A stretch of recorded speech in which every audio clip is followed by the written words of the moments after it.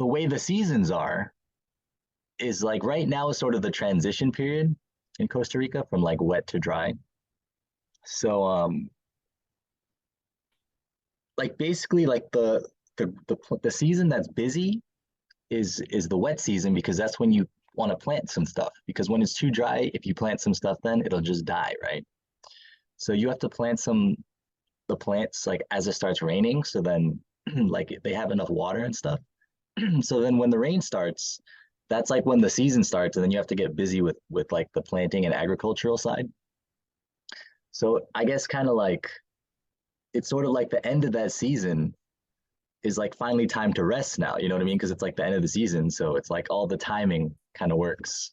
I don't know. I just kind of thought of that just now.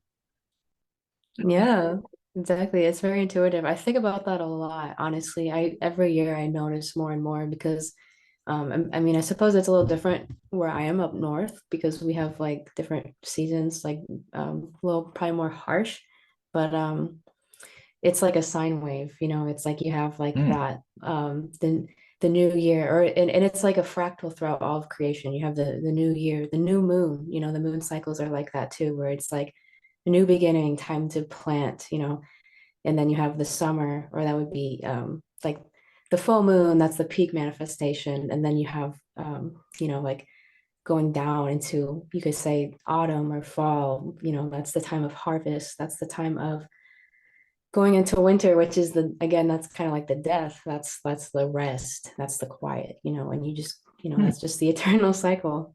It's a good point, actually. It's a good point. I guess sometimes we try and fight the seasons, or we like forget that we're like part of it too. Hmm.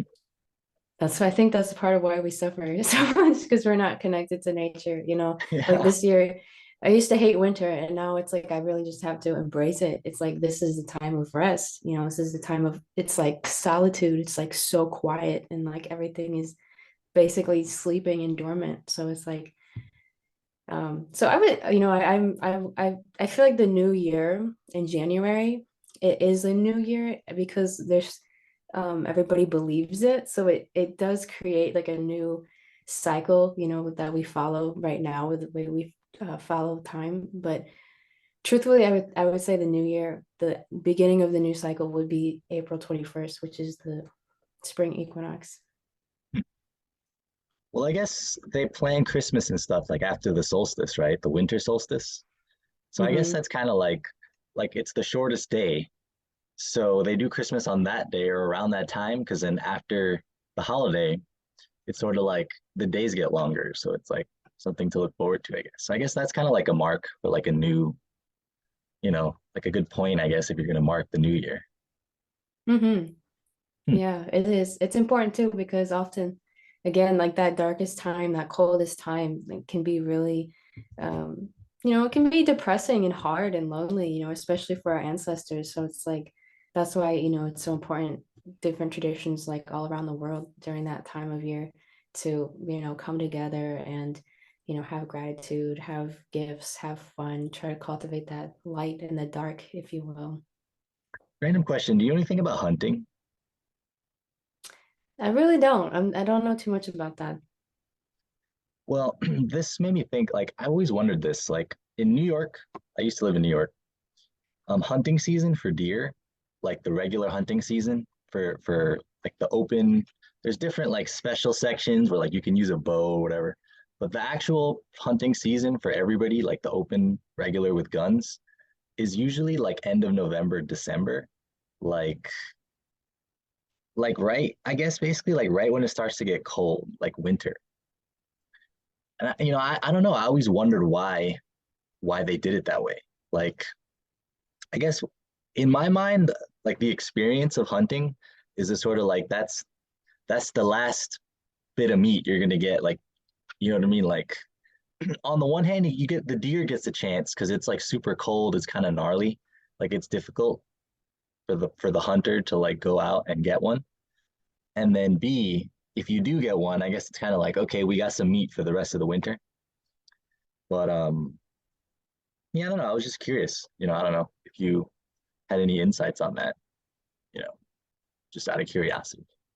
I always wondered why they Hmm. did it that like that. It's like it's super like somber. Like when you're out there hunting, it's all cold and like if you were if it was like summer, for example, it'd be like a whole nother vibe. But like I don't know why they do it in the winter, but like you're out there, it's just like you can hear the wind, like I don't even know. Yeah. Wow. Yeah, I imagine there is a reason for that. The first thing that comes to my mind might be I know a lot of animals um, have babies in the spring, so maybe it's because of that. And by the time you get to winter, they're probably grown. Hmm. Are there any things that like in your world that go with the seasons? Oh yeah, for sure. And as I get older and wiser, kind of like I was saying, I try to flow with the natural seasons that I'm living in more and more. So obviously, everything we're talking about, specifically North Hemisphere for the South Hemisphere, you just flip it.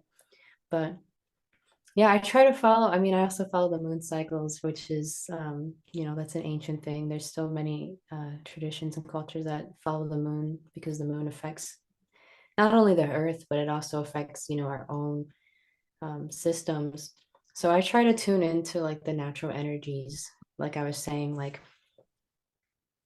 spring is the time of planting seeds, physically and mentally, that's a good time to, or maybe I'll start with the solstice because we just passed the solstice, which is, as I was saying before, it's that time of rest.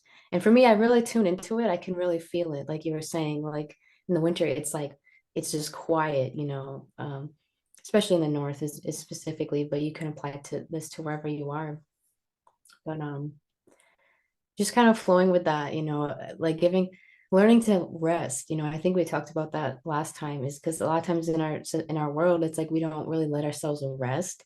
And if you Yeah. never let yourself rest, you're just going to get super fatigued. You have to, give yourself that time so that way when it is time, in the spring to start, it's like everything kind of is an analogy for like working the earth and growing a garden. It's kind of like that, but in your own life as well. If you notice, you can start to notice like, again, like that quiet in the winter and then going into the spring, how it's like it's all around us. It's just the natural energy. Everything is coming back to life. We start to feel more life and light within us. There's literally more light on the earth. We feel more inspired. That's the best time to, the solstice is the best time to like set intentions. And then the spring is when you really start getting to work, on them like you would if you were a garden, but it's kind of like it's the same kind of natural flow um, with the seasons. And then like in the summer, that's like you can just feel it, you can just feel everything is like thriving, like even our bodies, it's like everything is just like going so hard, everything is like popping off. It's like, and then the fall, it's the fall, it's everything starts to settle down. It's a beautiful time of harvest and gratitude and reflection. And so just really following those cycles. And again, even with the moon cycles, it's the same thing, but that happens, every month, kind of following like that energy of new beginnings and then rising up. The full moon, everything is really intense in the full moon. And then, the waning of the energy is a good time to let things go. That's a super interesting point, actually. Like it seems so basic. It's like we have to go with the seasons, but we just forget. I don't know. Like we get like the next thing that this made me think of was like in coast like I grew up in the States in New York with four very marked seasons. Spring, summer, fall, winter. And in Costa Rica, it's weird because we're by the equator. So the temperature never gets under like 70 degrees where I'm at. So you're just in shorts the whole time. But the thing that changes is like wet season and dry season. And how it works here is that even though we're like in the on the equator and like slightly north, um, like for example, the thing that happens in when you have four seasons in the north is that you have a very long day and a very short day also. Like you have in the summer, like in New York, I remember the sun was set at like 10 p.m. And then in the winter it was set at like 4. But in Costa Rica, it's like a 40-minute difference. So like in the winter is set to like uh like 5:30, and then the summer set's like 6:30. And then the thing is though that over here, like where it would normally be winter, like it's snowing and it's cold, everybody's hibernating in New York. Here is when the rainy season finally stops, and then it gets all sunny, and then it gets super dry, and then everybody goes outside because the sun's out all day. So it's like the reverse. It's this weird. So like I've been on another side, like I have been traveling for like a very many years. Like I spent many years like for the last like 4 or 5 years, I haven't spent anywhere more than 6 months. Like I had to like pick my stuff up and go over like 4 years, 5 years. So my body has gone from like winter to another winter, or like it's gone from like summer straight into winter, and then like flips, things got reversed. So like my body is just completely, it just feels like it's been completely like thrown out of whack.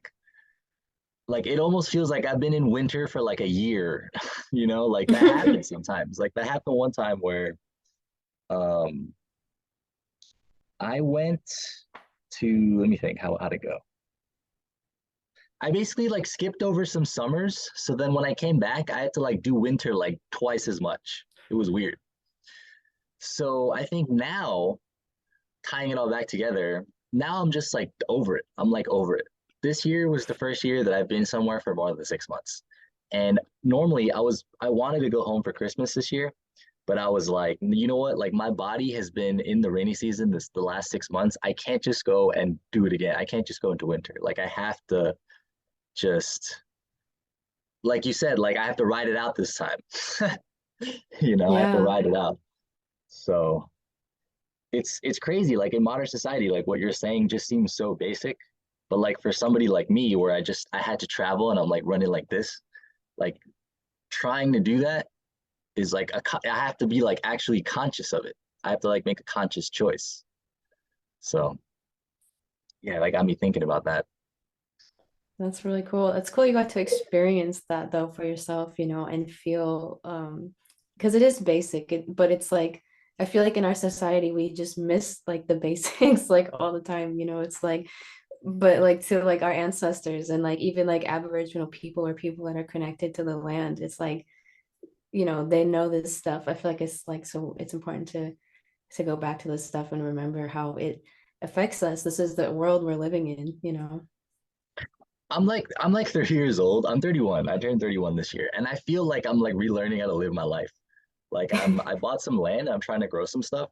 So trying to do that, you like actually have to be like you actually have to like look at what's happening like with the sun and the land and everything. And I'm so glad that I'm like doing this because it's like resetting my body. It's like resetting my whole like soul.